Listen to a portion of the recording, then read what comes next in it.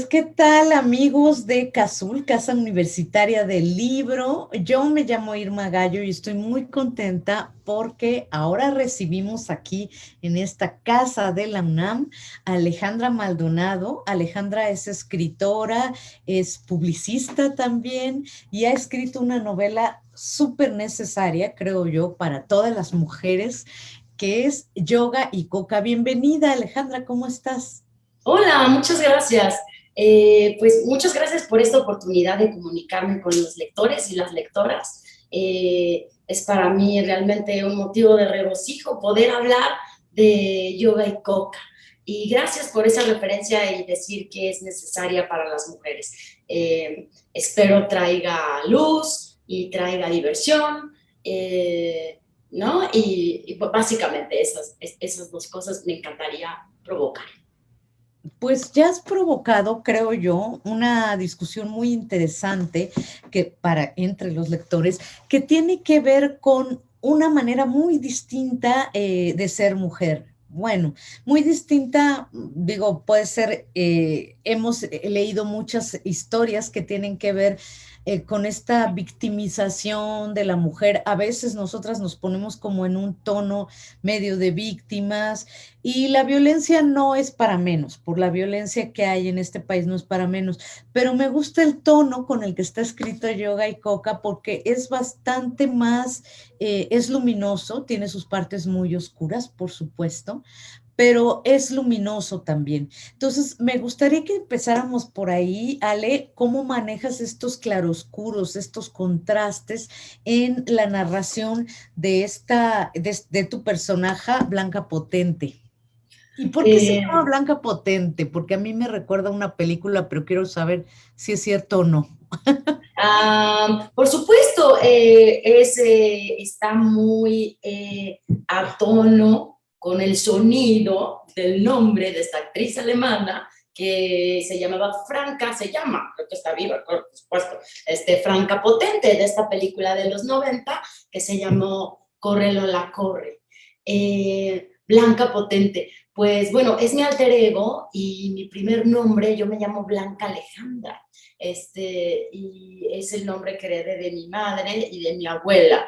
Entonces, Blanca es un nombre como clave que nunca uso, que al principio de mi vida, cuando estaba chiquita me decían Blanquita y tal, pero luego como que, no sé, se me hace un nombre como hoy por hoy antiguo, ¿no? Como en desuso, pero por eso lo quise tomar, hasta dije, bueno, tiene más onda, ¿no? Blanca, por una parte. Y potente, pues yo creo que un poco referido a ese espíritu vitalista que tiene la protagonista, a pesar de sus oscuridades, ¿no? Y me pareció una buena combinación. Blanca potente y luego, bueno, claro, refiere a ese nombre. Desde que escuché el nombre de esa actriz y dije, wow, qué gran nombre, suena muy bien. Entonces, nada, sí tiene un poco que ver con eso. Luego, respecto de tu pregunta sobre los claroscuros de esta personaje. Eh, Sí. eh, a ver, sí, tiene ella, a ver, nace primero, la infancia es algo oscura, triste, de manera franca, primero por una relación que tiene con su madre, que yo siempre pienso, o más bien es mi hipótesis sobre la relación desafortunada de la mayoría de las mujeres de mi generación, de mi segmento socioeconómico, que tenemos con las madres, como siempre una rivalidad, que llega a ser una enemistad y que cuando no se logra saldar sí, a tiempo, no sé cuál sea el tiempo necesario o correcto para hacer esas reconciliaciones entre madres e hijas, híjole, puede ser funesto, fatal para la hija. Entonces, bueno, ahí nace con una primera oscuridad, ¿no? Y luego viene también el abandono del padre que fundamenta sus relaciones con los hombres o cómo ella se va a las expectativas respecto de las relaciones con el sexo opuesto, ya que ella es heterosexual. Eh, Entonces, por ahí están esas partes que pueden ser oscuras. Y bueno, eso yo también creo que es como el germen o el combustible que la hace a ella ir a buscar vitalidad, ir a querer, bueno, querer salirse de esa provincia, de ese pueblo frío, como ella la llama, de ese pueblo frío de moral conservadora, e ir a buscar la vida en la gran ciudad, ¿no? Todos sabemos también que las grandes ciudades son la cuna pues del amor romántico y de las relaciones contemporáneas entre, no voy a decir hombres y mujeres, por supuesto, entre las parejas, ¿no? O entre los tríos o lo que la gente, la cultura emocional, ¿no? El gradiente de la cultura emocional que hoy podemos ver. Entonces yo así te definiría estos claroscuros del personaje. Fíjate que has dado en el clavo en una frase, bueno, en una palabra, en dos palabras, que justo te quería preguntar, que esta personaje de Blanca Potente siempre se ve como perseguida por esta idea del amor romántico. Al principio te dije que de repente estamos como muy acostumbradas últimamente a leer historias que tienen que ver con la mujer víctima de violencia. Pero una cosa que me gustó mucho de Yoga y Coca y que me pareció muy fresca es el tema de cómo vive su sexualidad. Al mismo tiempo también creo que ahí hay una trampa que justo tiene que ver con el amor romántico. Entonces, bueno, háblanos qué tanto te importó a ti, qué tanto te importaba como cuestionar estas ideas que tenemos del amor romántico. Sobre todo, estamos hablando de un personaje, ya lo dijiste, heterosexual, que se relaciona con hombres sobre todo, ¿no? Puede tener ahí de repente sus tríos o lo que sea con mujeres, pero su ideal de romántico, vuelvo a decir, es un hombre, ¿no? Entonces, ¿cómo fue, digamos, cómo es que de alguna manera reconcilias estas dos ideas? Es que yo pensaría que en realidad eh, no hay, no hay una protesta, no porque yo no vea lo perverso, lo desigual, que es el rol de hombres y mujeres en el amor romántico. No es que no lo vea y no proteste, sino que en vez de ser un mea culpa, es, como decía en otra entrevista, patadas de ahogado. Es decir, no puedo denunciar algo que realmente me sobrepasa. Nos sobrepasa, creo, a muchas, ¿me entiendes? Porque, bueno, fuera que pudiera haber la posibilidad de haber crecido en esta educación que viene con una impronta.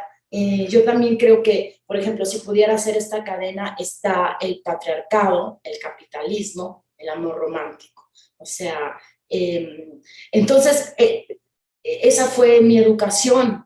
En la novela, al principio, se narra que la protagonista es adicta a estas historias, a estas películas chick flick, que son su educación sentimental. La abuela no le da pues por la diferencia generacional, no le da mucha pista, ¿verdad?, de qué hacer en cuestión de romance, y entonces ella pues crece con esta impronta, y bueno, cuando es adulto lo único que puede ver, porque ella, bueno, tiene una mirada cínica y desencantada sobre la sociedad, pero de cualquier manera, aunque se dé cuenta que es víctima y que todo lo ve con este filtro romantizado de la vida y de las relaciones, no puede salir de ello.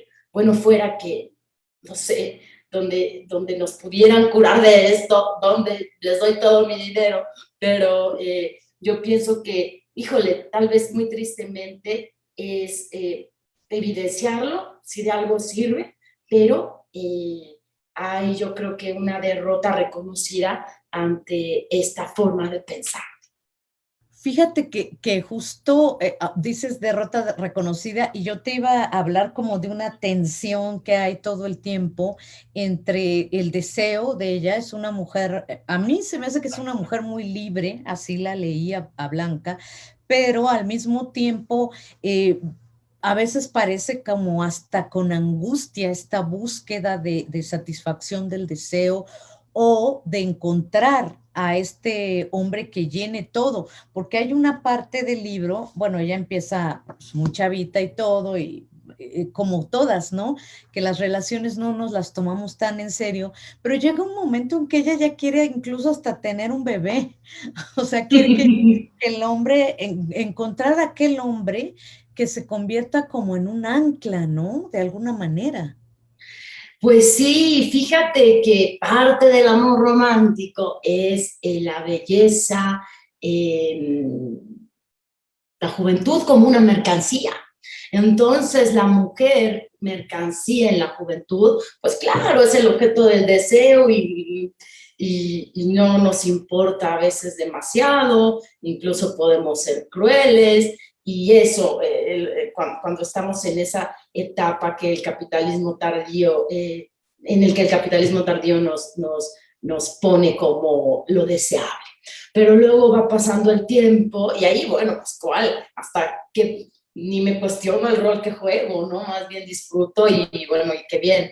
Pero luego cuando ya pasamos de los 30 y no hicimos pareja estable, y luego ya de los 35 y tiki tiki el reloj biológico, y entonces, ¿qué onda? ¿La carrera?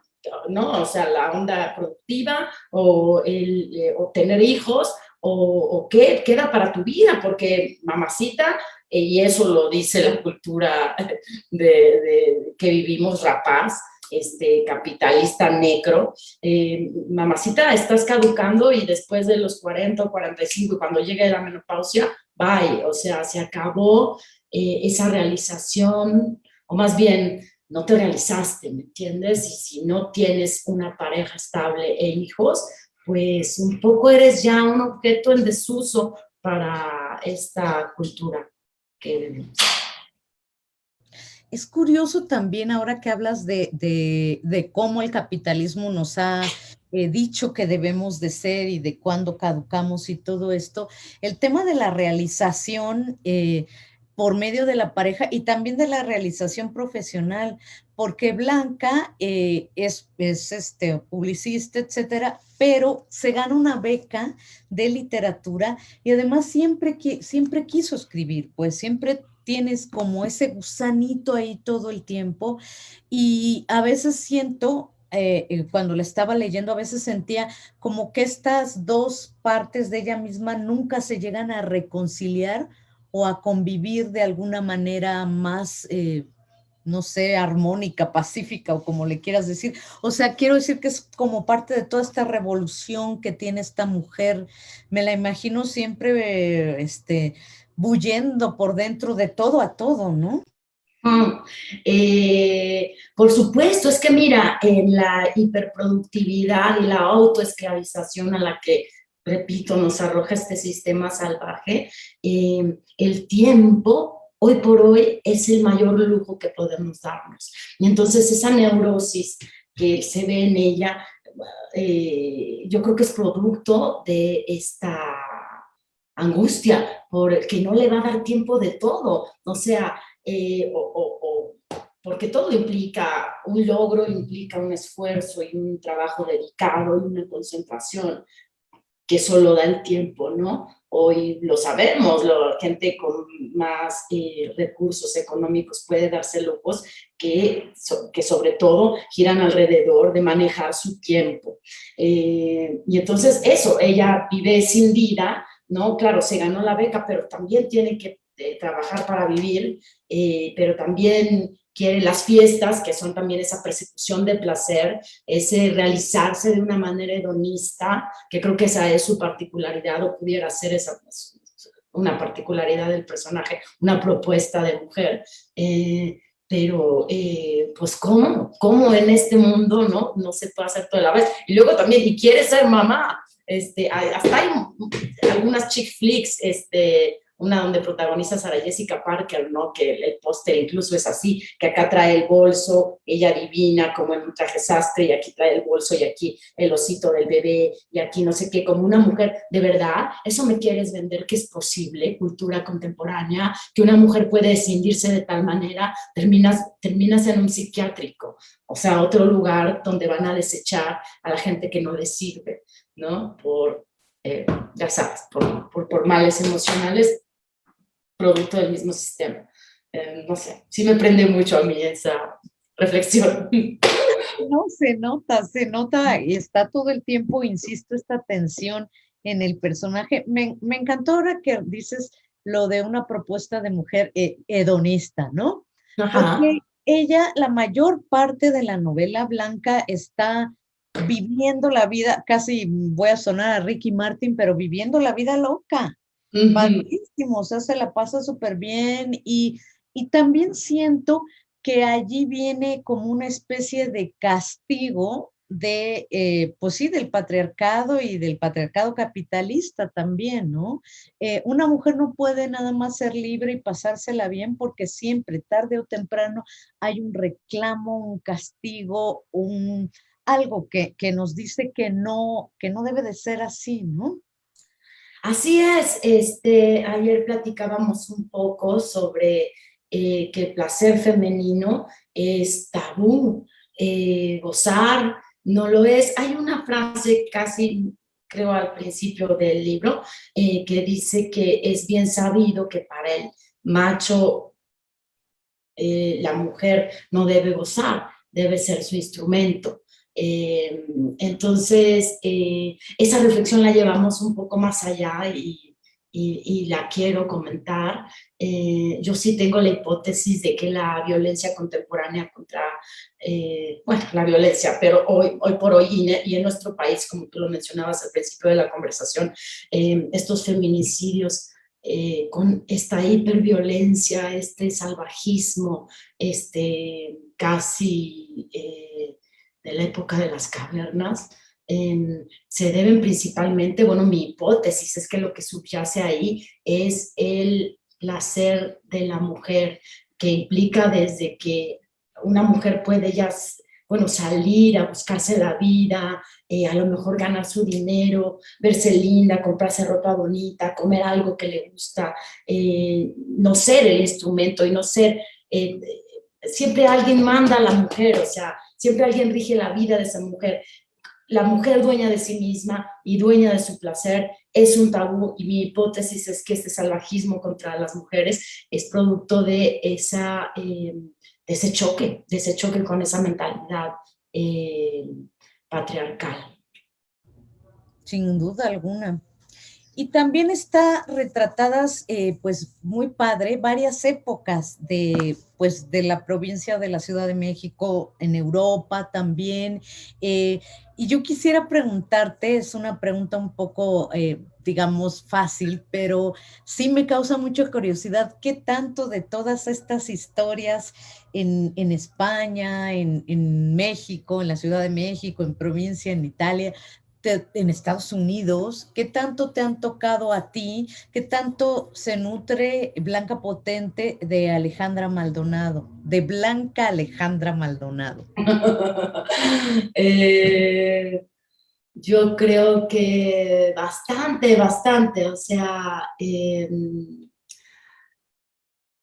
a ver, esta pregunta sobre lo autobiográfico, la llamada autoficción o ficción, eh, puedo decir que es un libro, es una novela de ficción, obviamente, basada en experiencias de la autora. Eh, ahora bien, yo pienso que todo texto es un texto de ficción. Yo hice una tesis en la licenciatura, estudié comunicación audiovisual. Siempre yo he estado obsesionada con los documentales, me fascinan, y con las formas realistas. Desde mi primer libro, esto es como muy claro. Pero he estado fascinada porque me parecen una estética muy engañosa, en el sentido de que a partir del punto de vista que toma un artista e incluso un periodista, ya estamos ficcionalizando. Y te decía que sobre todo en el audiovisual me causa gran curiosidad y estoy muy apasionada por las formas realistas, porque esta óptica que se creó en el 480, esta óptica monocular, que es la que hoy rige incluso las cámaras contemporáneas, nos ha engañado desde el principio y nosotros creemos que porque hay una fotografía, desde que apareció el daguerrotipo en las primeras prensas impresas, estas fotos de daguerrotipo, la gente veía ese espejismo como con una fascinación de porque es lo real, ¿no? Desde ahí yo traigo como ese rollo como una obsesión intelectual y entonces esa tesis se llamó Efectos Especiales de Realidad y versaba del análisis de algunos textos fílmicos que en los 90 ya reflejaban lo que yo llamé la estética de la handicam, que es este registro, ya ahí empezaba con estas camaritas más pequeñas, más manejables, el registro obsesivo por una realidad objetiva que a mí se me hace imposible. Entonces, al final te puedo decir que yo cito también que todo texto es ficción, que incluso nuestras propias memorias son ficción, porque nosotros nos contamos a nosotros mismos nuestras historias para, claro, para transitar a la vida, para transitar al futuro. Uno siempre tiene que estar reeditando sus recuerdos, sus roches, y bueno, la escritura trabaja mucho con la memoria, y bueno, es otro paso más a esa ficcionalización. Hay una frase de las cámaras Kodak que decían, recordar es volver a vivir, y yo diría que recordar es volver a mentir. Sí, y quiero preguntarte mucho de esto de la autoficción, que ahora se le llama así al género, y quiero preguntarte también el asunto de las cámaras y el punto de vista que está mucho en la novela, pero voy a hacer una pausa porque nuestra querida amiga, mi querida amiga, colega Mónica Maristain, tiene una pregunta para ti. Dice, ¿qué sentido tiene para ti el lector, querida Alejandra? ¿Piensas alguna vez en él? Ay, querida Mónica, gracias por estar aquí y gracias por la pregunta. La verdad es que no. La verdad es que cuando estoy escribiendo, pues solo estoy como obsesionada con ese monólogo interior que yo creo que se puede sentir, ¿no? En el ritmo y tal, y en hacer un ejercicio de la memoria, pero también de la estética y del ritmo. Entonces, en ese momento solo estoy en eso y ya cuando lo termino, pienso en el lector de una manera, la verdad, con mucha vanidad y releyendo los párrafos retrabajados y sintiendo como, más bien anhelando, ¿no? Como que tuvieran ese mismo efecto de lo que yo quiero lograr en el lector. Entonces sí, pienso en él a posteriori y de una manera vanidosa. Ah, qué maravilla. Rosa Beltrán, que es directora también de Cazul, aparte de ser una gran escritora. Sí. Bueno, te saluda y dice qué bien que hables sobre las maternidades y no sobre una única forma de maternar. Y felicidades, te dice. Pues sí. Muchas gracias, Rosa, qué honor. También Fus González, un gran saludo para Alejandra, artista de significaciones subversivas, un alimento realmente nutritivo para la subjetividad que busca en el arte una educación moral. Se agradece el no lugar común creado en medio del purple washing presentáneo. Los experimentos con la verdad de Maldonado nos muestran que la literatura siempre está por encima de las defectivas marcas identitarias, tan de moda en el neopuritanismo del populismo punitivo. Wow. Wow, sí, yo también me quedé, wow. Gracias, Francisco. Padrísimo, padrísimo, porque además sí es como muy antipolíticamente correcto este libro. Creo que todo lo contrario a ser políticamente correcto. Pero bueno, antes de leer los comentarios, te quería preguntar justo el tema de la cámara, que además hay muchas secuencias, incluso les voy a llamar más que capítulos, donde sitúas primero a la cámara y luego ya empiezas como con la narración de la escena. Y supongo que esto te hace de alguna manera a ti ver el lenguaje, el texto escrito como una película, ¿no? No te puedes como despegar tampoco, o no te quisiste despegar tampoco de este lenguaje cinematográfico. ¿Y por qué te pareció como lo más adecuado para este libro, esta novela en específico? Sí, claro. Voy a continuar con el argumento sobre los recuerdos, la memoria y esta edición que hacemos nosotros y ficcionalizamos nuestra propia vida, nuestra propia memoria. Vivimos a partir de historias. Yo creo que sí, no sería, casi es, digo, soy una, por supuesto no sé nada de ciencia, voy a decir esto como un símil.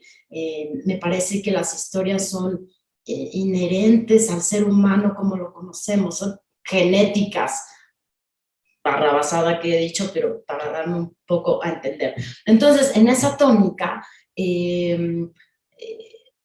yo creo que hoy nuestra cultura está excesivamente viciada por la vista, por el sentido de la vista.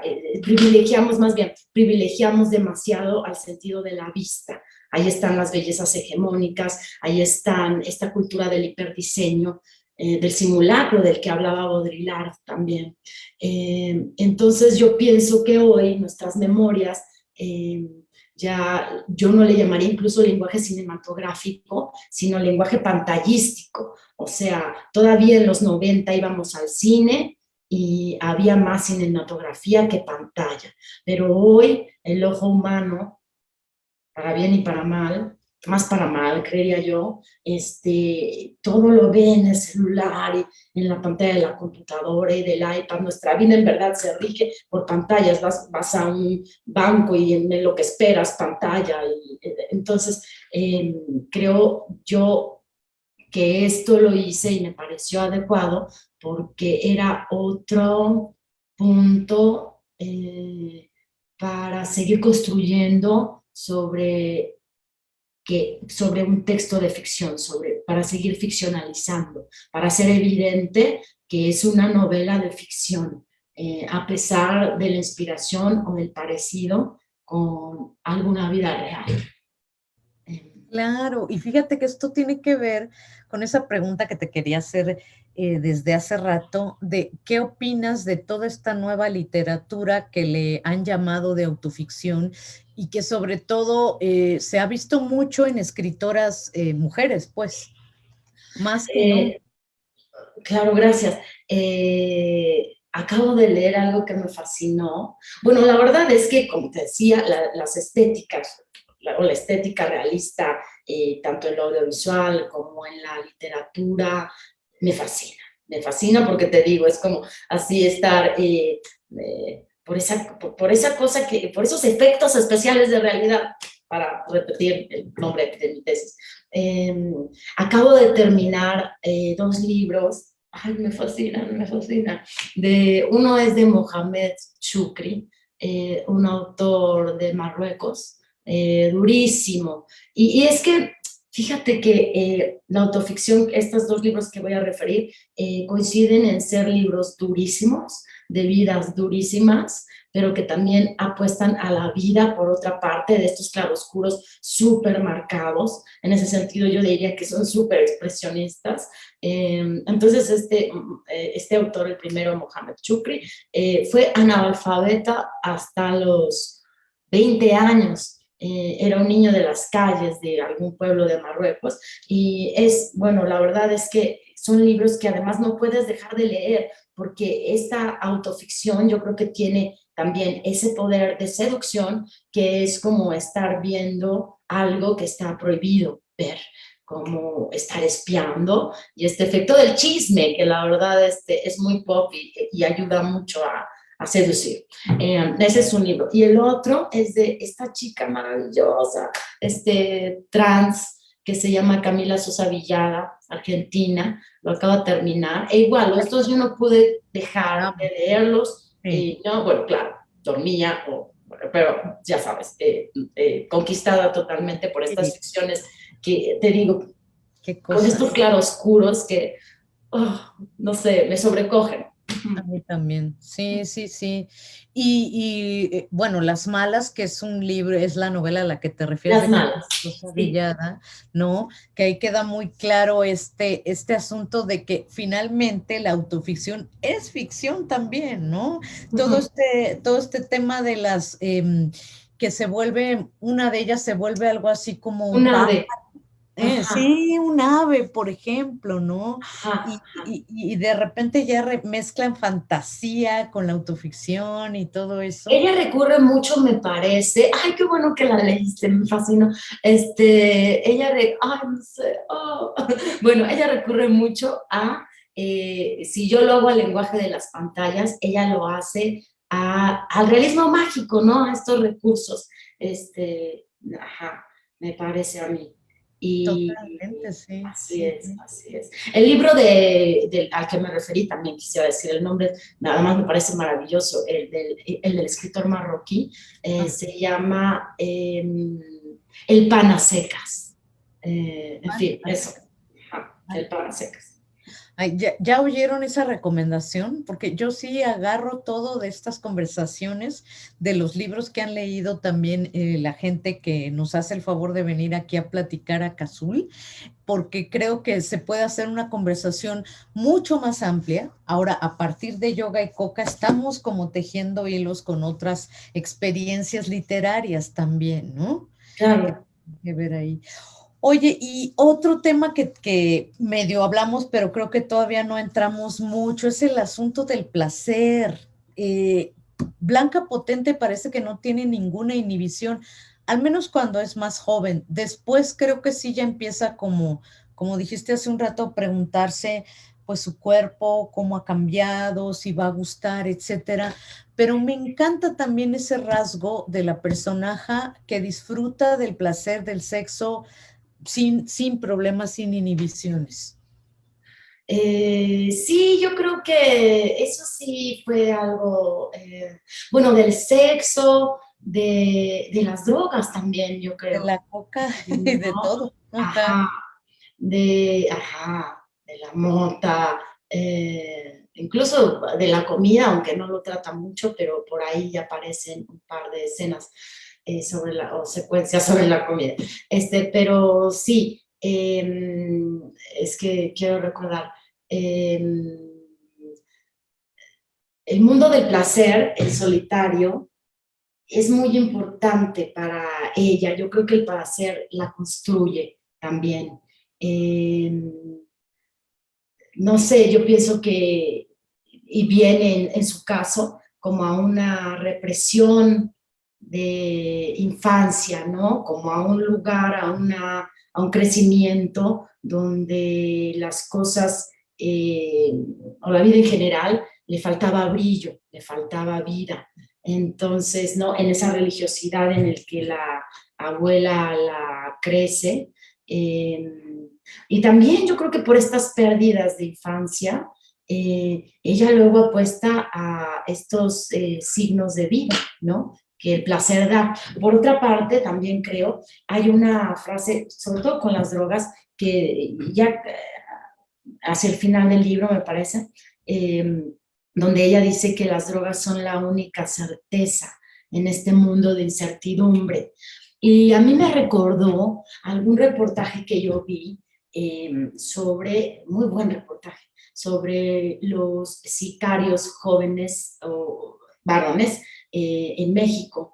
Y ellos, la mayoría, un 70%, si mal no recuerdo, hablaban de deseos de parricidio y es un punto, pero lo más importante es que ellos hablaban también bueno, les decían, sabes que tu vida es muy corta en este oficio, la gente se está muriendo, los están asesinando entre 25 y 30 años, y ellos abogaban un poco por esa frase también, ¿no? De, bueno, las drogas son una certeza en un mundo de incertidumbre, y ellos decían, bueno, sí, pero por mientras, en esa vida tan, de tan pocos recursos materiales en la que crecí y con tanta violencia, la verdad es que el placer del aquí y ahora, de poderme comprar un auto, de andar con una mujer muy bonita, yo lo prefiero aunque la vida se consuma tan pronto, ¿no? Claro, aunque dure un segundo, pero es un segundo lleno de adrenalina, ¿no?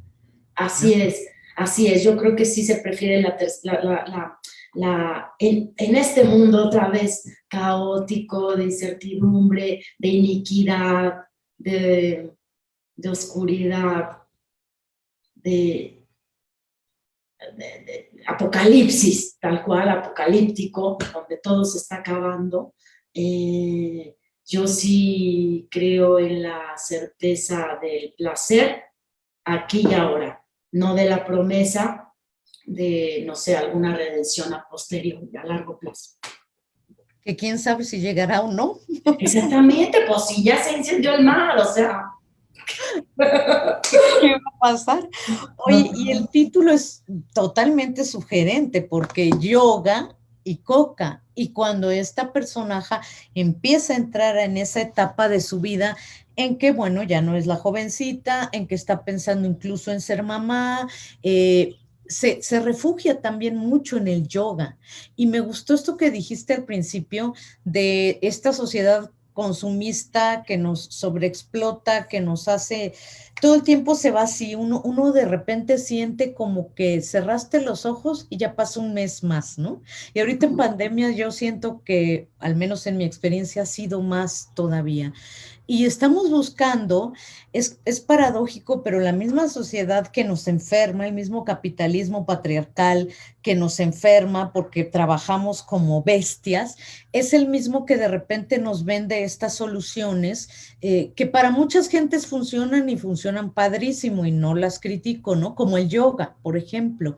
Entonces creo que el título engloba mucho esta paradoja del mundo moderno, ¿no? Tal cual, Irma, son las pulsiones o la tensión principal que atraviesa a Blanca Potente, pero también la tensión principal que desde mi punto de vista atraviesa a la sociedad contemporánea. Y como tú bien dijiste, para nada es como que no creo para nada que el yoga sea la panacea, al contrario, me parece de pronto, como tú lo dices, bien, lo dijiste muy bien, soluciones que nos venden y que además son para una élite. Vuelvo a hablar del tiempo y de los recursos materiales, ¿me entiendes? Claro. Ajá, una amiga me decía que a su mamá, que su mamá llevaba algún tiempo yendo al yoga y que solamente en el momento de la clase se le quitaba lo neurótica. La suscribo tal cual. O sea, me pasa lo mismo. Yo lo practico y me pasa lo mismo, ¿me entiendes?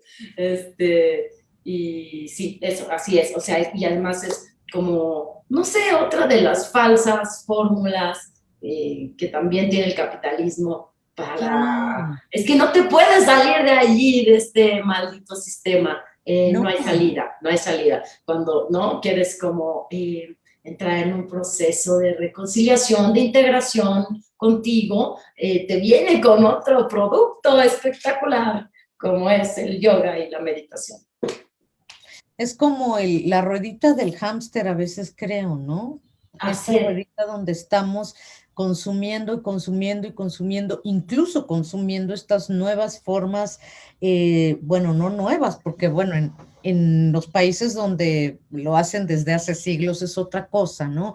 Pero ahora que dices esto de que es una solución para las élites, parcial nada más, lo creo yo también y me remonto a algo que hablaste al principio de incluso el tiempo libre, el cómo dividimos o a qué dedicamos nuestro tiempo libre, está limitado, está acotado por nuestra situación económica, social, y también por si somos hombres o si somos mujeres, y también por si somos madres o no. O sea, el tiempo libre está muy determinado también por el género. No Así sé qué. es. Decían que, eh, y me voy a referir también al asunto del placer y lo que se le permite a una mujer o no, leer, ver a una mujer drogándose, metiéndose cocaína o incluso bebiendo, sigue siendo una imagen choqueante. Hoy en nuestro país, y yo te diría a nivel global, o sea, el tiempo que pude pasar, por ejemplo, en algunos países del norte de Europa, ya pasados no sé, el mes de observación inicial, me daba cuenta de que, wow, o sea, realmente la imagen de lo que una mujer debe ser es bastante parecida en México que, por ejemplo, en la Ciudad de México, que, por ejemplo, en Berlín, Alemania, ¿no? O sea, realmente, por supuesto, hay grupos que llevan la vanguardia emocional, ¿no? Que, por ejemplo, no sé, matrimonios libres o swingers o eh, eh, gente LGBT más, pero realmente si hablamos de la imagen de una mujer, sigue siendo bastante limitada lo que puede hacer con su vida y con su tiempo libre en la cultura occidental, oriental, you name it. Cualquiera.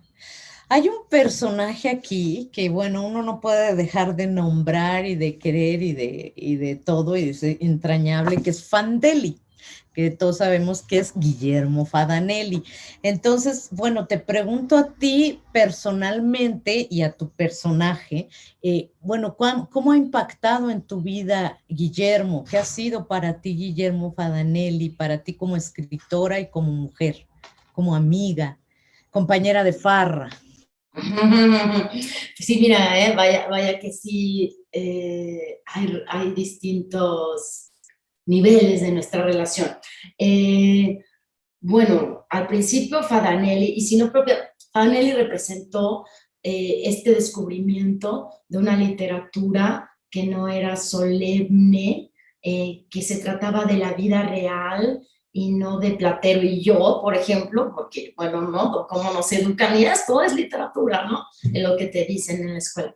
Y ya, bueno, en los primeros años de preparatoria descubrí, y voy a equiparar este descubrimiento con Fadanelli, el sábado de 1+1 que creó el gran Huberto Batis en su momento, y donde se juntaron Mauricio Báez, Fadanelli, Ney Fiella, Rogelio Villarreal. Lástima, ¿verdad? Que todavía no mujeres, pero bueno, eso fue para mí a mis 16 años de, ¿no? O sea, la literatura también puede ser esto, ¿no? Y yo la puedo hacer también. Y es algo cercano a mi vida real y cotidiana. Y no por eso, o sea, pero también llena de fuerza vital, ¿no? Entonces, pues eso fue en un primer momento.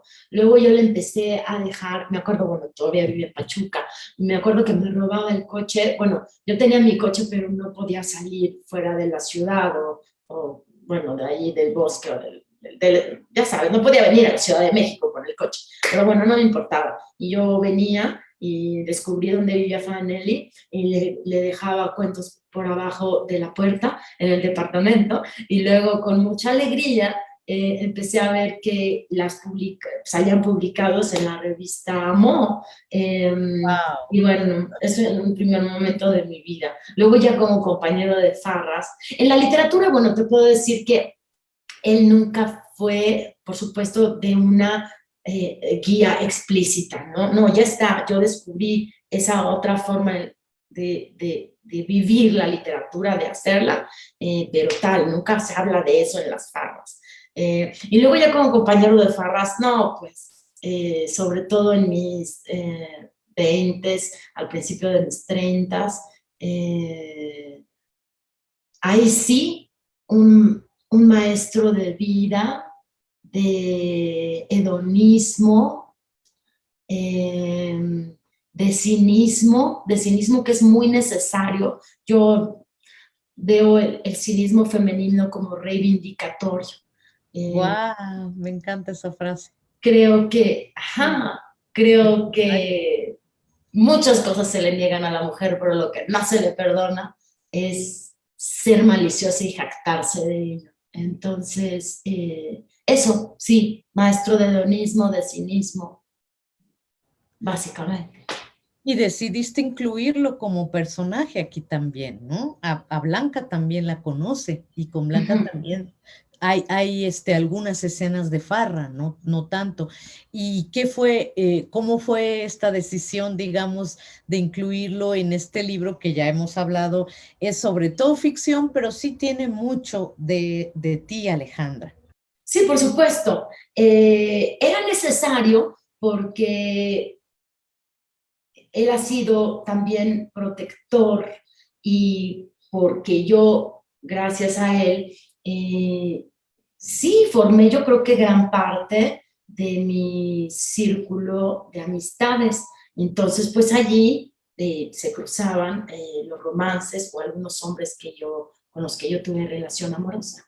Entonces, era necesario porque sí, porque era más que protector, sí, pero más bien consejero, es el personaje consejero. Y sí, por supuesto, porque en la vida mía, de Alejandra Maldonado, él sí, bueno, estuvo ahí presente y me orientó y sí, me orientó en las relaciones, entonces era bastante necesario. O sea, no aparece la amiga alcahueta, pero sí aparece este personaje consejero.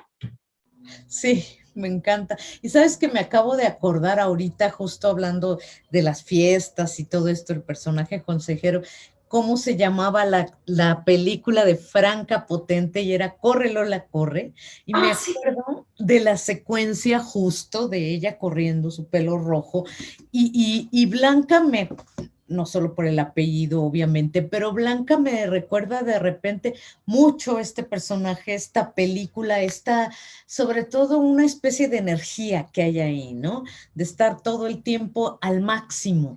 Yo a veces decía, por ejemplo, cuando este galán, que no recuerdo cómo se llama, que es muy moreno y que a ella de repente como hasta le saca de onda porque es muy moreno y no siente como tanta pasión, pero luego digamos, el deseo se invierte y ella empieza a volverse loca por él y todo. Me recuerda mucho esta película, este nivel de energía, de adrenalina, de que no para todo el tiempo Blanca, ¿no?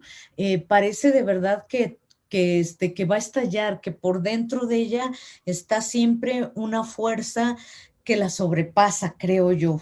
No sé si mi lectura tiene que ver con lo que tú quisiste decir. Fíjate que yo creo que eso no fue planeado, ¿eh? Yo creo que sí, la personalidad de un escritor incluso no sé si es personalidad, no sería esa la palabra. Y tampoco quiero usar la palabra energía, ahí toda New Age, el temperamento de un escritor, Ajá. eh, yo creo que si no hay una intención de manipularlo, de manejarlo para fines expresivos, y se refleja así y se va a las letras.